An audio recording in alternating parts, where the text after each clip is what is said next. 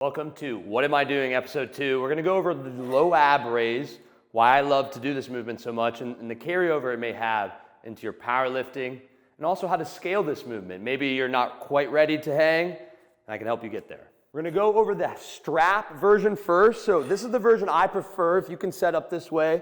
It's the most isolated for your abdominals, okay?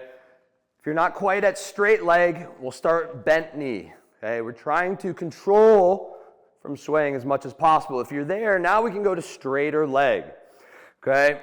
If you're also struggling with front squat position or any kind of front loaded hold, this kind of elbow strap is gonna mimic that front squat, so work these in as an accessory movement for your front squats, okay?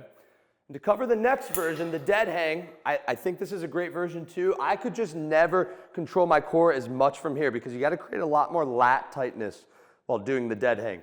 But if you're someone who's needing some more grip work into your training, hey, maybe you're doing dead hang variation opposed to the elbow strap, and throw it in for a couple weeks.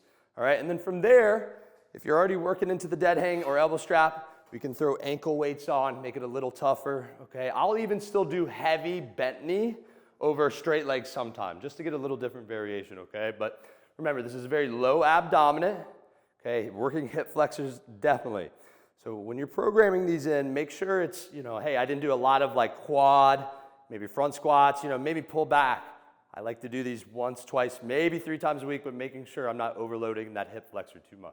So if you're someone who's looking to, work your way up to a bent knee or straight leg, low ab hang raise, first place I like to start, if you're almost there, is a foot stop in between, okay? So this just means after each rep, I'm gonna come to a complete stop. It allows you to kind of get your control back. If you're, losing the core a little bit, stop, stop, stop, okay? So just find a height in which it hits your feet right at the bottom. I'm not really bending my knee to get there, okay? But I'm still getting a lot of that contraction, okay? But just allowing me to reset each time.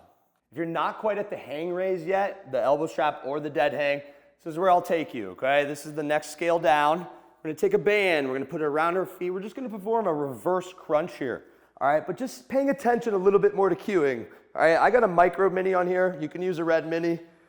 We're gonna make sure during this movement, especially pushing down on the low back, okay? You're just trying to create hollowness, all right? And showing kind of that control at the hip.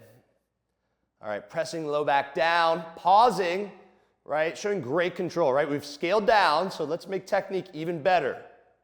Pressing low back down the entire time here, okay? So if you're not quite at the low ab raise yet, throw these ones in to help you scale up to that point.